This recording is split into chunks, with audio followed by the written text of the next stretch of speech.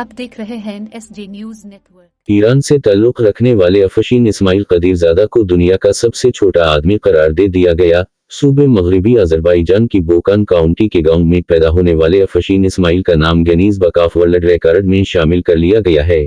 गैर मुल्की मीडिया की रिपोर्ट के मुताबिक इनका कद 65.24 सेंटीमीटर नापा गया है, जबकि इनका वजन 6 किलोग्राम है।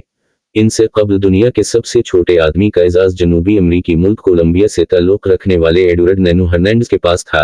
Guinness book of world record के हुक्काम की जानिब से अफशीन इस्माइल कदीरजादा को दुबई के मीडिया सिटी के एक होटल में मुनक़िदा तकरीब के दौरान दुनिया का सबसे छोटा आदमी होने का सर्टिफिकेट भी दे दिया गया। तकरीब के दौरान गुफ्तगू करते हुए अफशीन का कहना था कि वो मुनफरिद एजाज हासिल करने पर इंतहाई खुश हैं।